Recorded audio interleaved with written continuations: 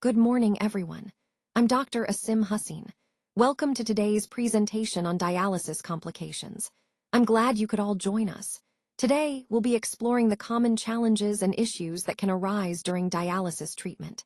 We'll discuss potential complications, their causes, and ways to manage them effectively. I look forward to sharing valuable insights with you all. Let's get started. Let's look at this case. A 68-year-old man on intermittent hemodialysis who develops dizziness, nausea, and a systolic blood pressure of 80 millimeters of mercury during his session. Notably, he's afebrile and has no chest pain, and the ultrafiltration volume is high.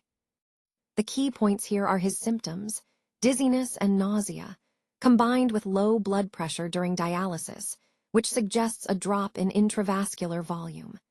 The fact that ultrafiltration volume is high indicates a significant removal of fluid, which could be contributing to his hypotension. Now, considering the options, the most likely cause is excessive ultrafiltration, causing intravascular volume depletion. This is a common issue during dialysis when too much fluid is removed too quickly, leading to a drop in blood volume and resulting symptoms like dizziness and hypotension. Understanding this helps us manage dialysis sessions better by balancing fluid removal with the patient's tolerance to prevent such complications. So, in this case, the most fitting answer is the one pointing to ultrafiltration-related volume depletion. The correct answer here is C now. Let's break down why that's the case. Intradialytic hypotension, which is a drop in blood pressure during dialysis, is most often caused by rapid fluid removal. When fluid is removed too quickly, it can exceed the plasma refilling rate. That is, the blood vessels can't refill the plasma volume fast enough. As a result, there's less blood returning to the heart, which means a decreased preload. And if preload drops, the amount of blood the heart has to pump out also decreases, leading to a reduction in cardiac output. This chain of events explains why patients can become hypotensive during dialysis when fluid removal is too aggressive. Understanding this helps us better manage and prevent these episodes by carefully controlling fluid removal rates. All right, let's look at this scenario. We have a patient who becomes hypotensive halfway through dialysis with a systolic blood pressure of 85 mmHg. The question is, what is the best immediate management in this situation? Now, when a patient develops hypotension during dialysis, it's crucial to think about the underlying causes. It could be related to excessive ultrafiltration causing volume depletion, or perhaps an adverse reaction to the procedure itself. The options here include stopping dialysis permanently, giving IV nitrate, starting vasopressors immediately, reducing the ultrafiltration rate, and giving IV fluids, or simply continuing dialysis as usual. Most importantly, we want to address the hypovolemia or volume depletion that may be causing the low blood pressure. That's why reducing the ultrafiltration rate and administering IV fluids, specifically saline, is generally the most appropriate immediate response. This approach helps restore blood volume and stabilize blood pressure without abruptly stopping the dialysis, which might be necessary only if the patient's condition doesn't improve. So the key point here is to manage hypotension by carefully balancing fluid removal with volume replacement, ensuring patient stability while continuing their necessary dialysis treatment. Let's take a look at the correct answer, which is D when managing intradialytic hypotension initially.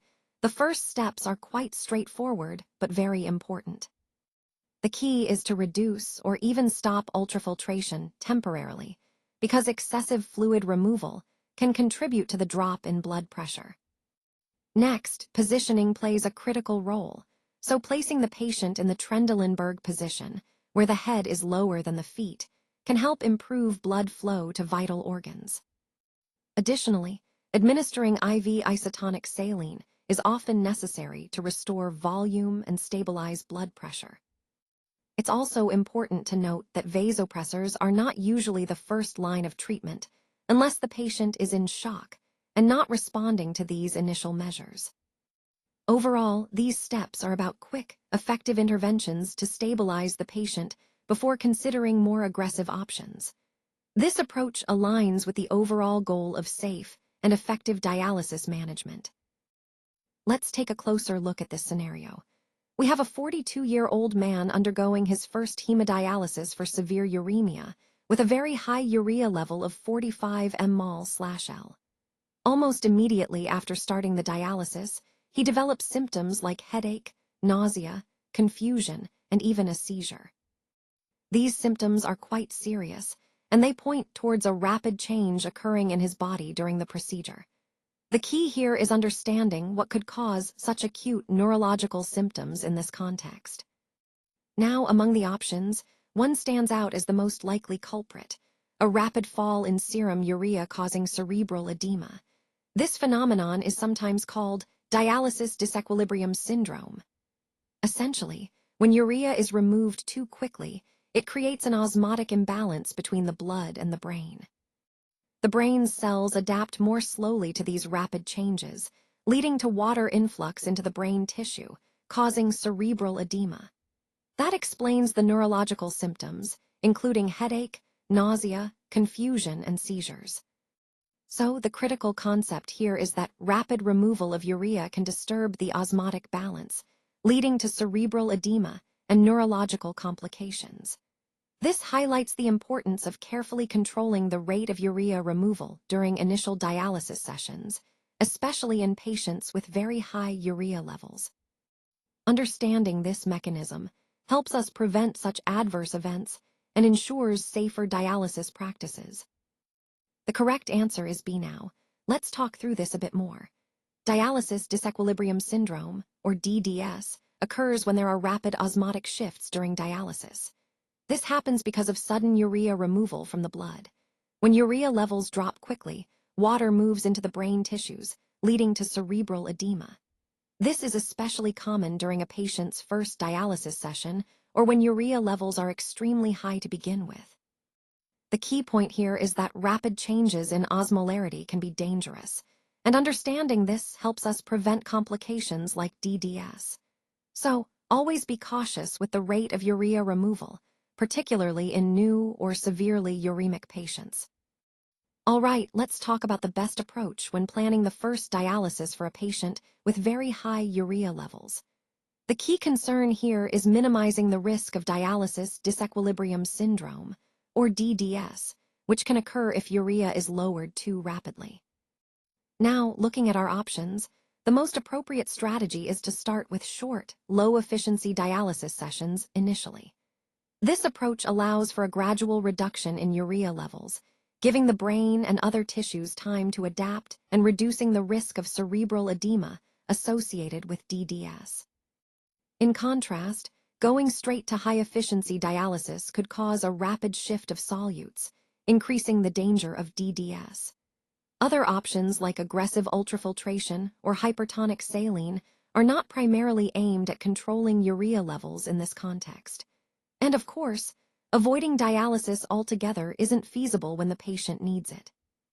So the key takeaway here is that starting with gentle, low-efficiency dialysis sessions helps us reduce the risk of DDS, making it a safer way to initiate treatment in patients with very high urea.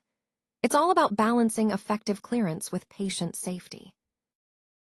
The correct answer here is B. So, let's talk about how to prevent dialysis disequilibrium syndrome, or DDS. The key is to use slow, gentle dialysis sessions. This means shorter sessions with lower blood flow rates. By doing this, we allow for a gradual osmotic equilibration between the blood and the brain. This gradual process helps prevent rapid shifts in osmolality that could otherwise lead to complications. Keeping the process slow and steady is really crucial in avoiding DDS, especially in patients who are at higher risk. So remember, the main goal is to give the body time to adapt safely during dialysis. Let's look at this scenario carefully. We have a dialysis patient presenting with a painful, swollen arm around the AV fistula. The area is warm and erythematous, and the patient is febrile. These signs suggest an infectious process, likely involving the access site. This presentation is characteristic of an access site infection, which is a common complication in patients with AV fistulas. The warmth, redness, swelling, pain, and fever all point toward cellulitis or an abscess related to the fistula. Understanding this helps us differentiate from other issues like thrombosis or Steele syndrome, which have different clinical signs. Recognizing these signs early is crucial for prompt treatment and preventing further complications. So, the most likely diagnosis here is an access site infection, and this highlights the importance of vigilant monitoring for infections in dialysis patients to ensure their safety and ongoing access functionality. Let's look at the correct answer, which is C. When we see local signs of inflammation along with a fever, this is a strong indication of a vascular access infection. Such infections are serious complications that demand urgent attention. Typically, this involves administering antibiotics promptly, and in some cases, removing the access may be necessary to effectively treat the infection. Recognizing these signs early is crucial because a vascular access infection can quickly escalate and lead to more severe systemic issues. So, always pay close attention to local inflammation and fever in these patients, as they are key indicators that immediate intervention is needed to prevent further complications. All right, let's take a look at this scenario. We have a patient with a brachiocephalic AV fistula, which is a common access point for dialysis. Now, this patient is experiencing cold, painful fingers during dialysis, and the hand appears pale with reduced capillary refill. These symptoms suggest that blood flow to the hand might be compromised. When the hand looks pale and the capillary refill is slow, it indicates that there's decreased perfusion or blood supply to the fingers. So, which complication could this be? The options include AV fistula infection, dialysis disequilibrium syndrome, Steele syndrome, central venous stenosis, or thrombocytopenia. Of these, the most likely diagnosis here is Steele syndrome. This occurs when the fistula steals blood away from the distal limb, leading to ischemia or inadequate blood flow to the fingers. It's important to recognize this early because if left untreated, it can cause tissue damage. This highlights the importance of monitoring for signs of ischemia in patients with AV fistulas during dialysis sessions. Understanding this helps us ensure we manage access sites carefully and address any complications promptly to prevent further issues. The correct answer here is C. Steele syndrome occurs when arterial blood that should be flowing to the hand is instead diverted through the fistula. This diversion causes less blood to reach the distal limb, leading to ischemia. You might notice symptoms like pain, pallor, or coldness in the affected limb. It's important to recognize this because it can compromise the blood supply and lead to tissue damage if not addressed.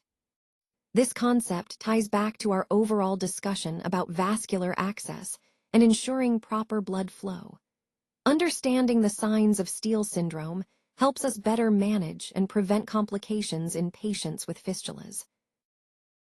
All right, let's look at this scenario carefully.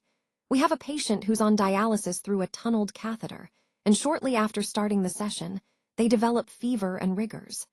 Their blood pressure is also notably low at 90/55 mmHg. This combination of symptoms suggests a serious complication, likely an infection, specifically catheter-related bacteremia or sepsis.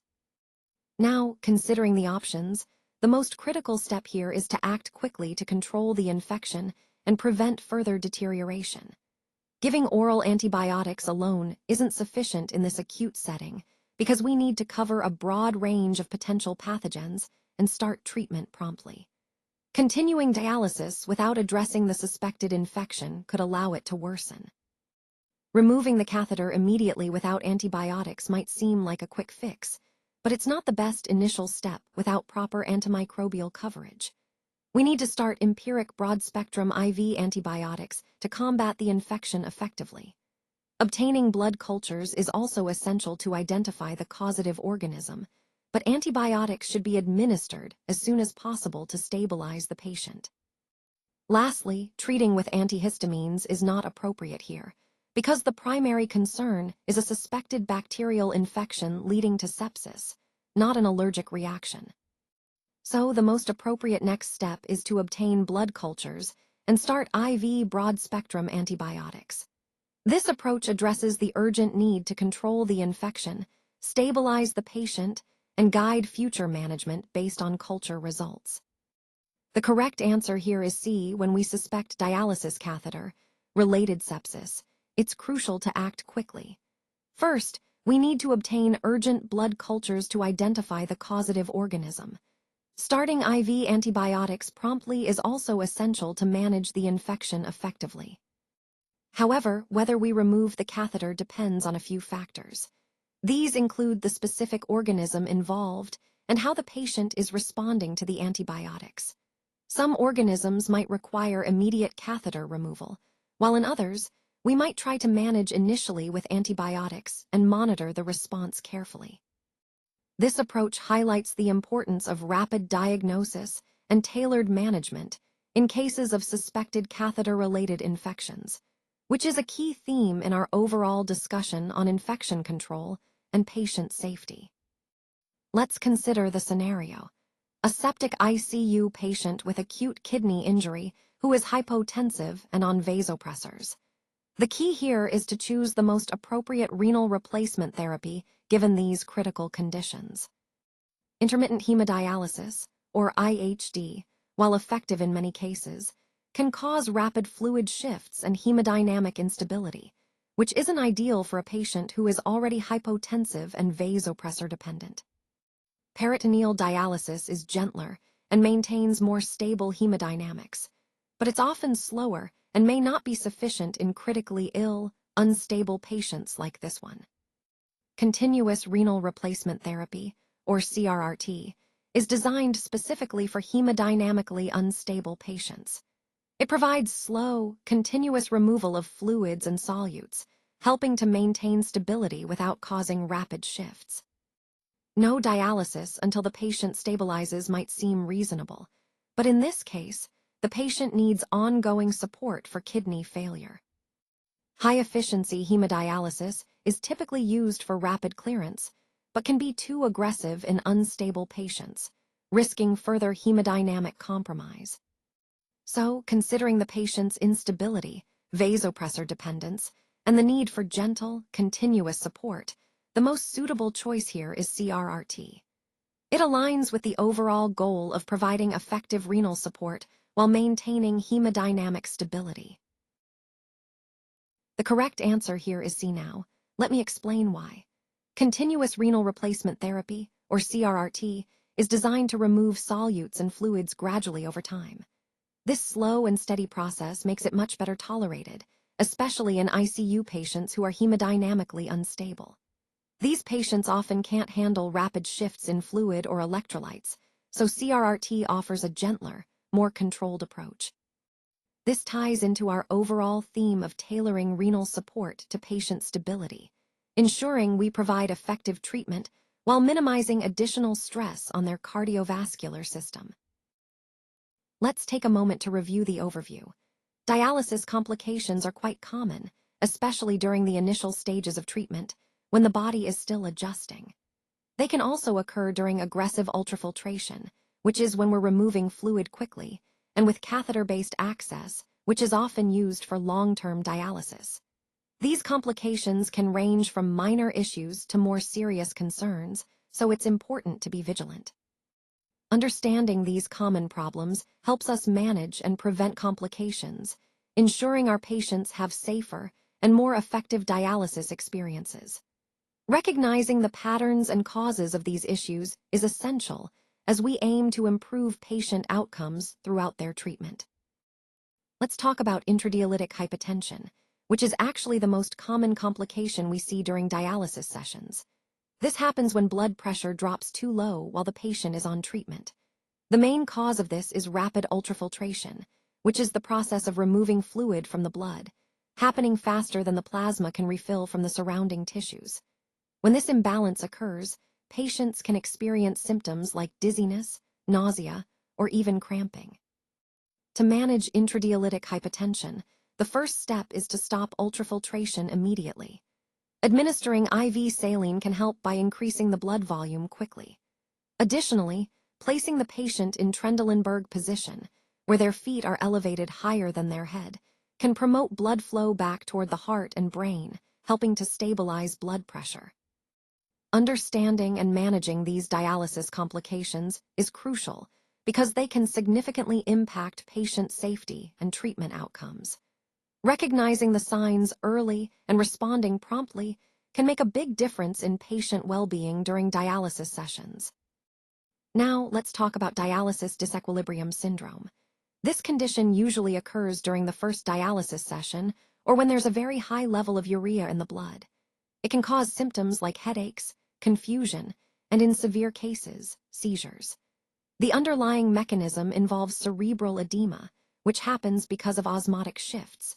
Basically, fluids move into the brain tissue as the blood's urea levels drop rapidly.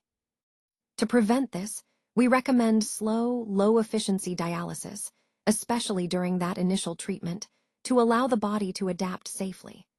This highlights the importance of understanding and managing dialysis complications properly to ensure patient safety throughout the process. Let's take a moment to discuss some of the access complications that can arise. One of the most concerning is infection, which can present with symptoms like fever, redness, or erythema around the site, and in severe cases, sepsis. It's crucial to recognize these signs early to prevent further complications. Another issue is Steele's syndrome, where blood is diverted away from the distal limb, leading to ischemia. This can cause symptoms like pain, pallor, or even tissue damage if not addressed promptly.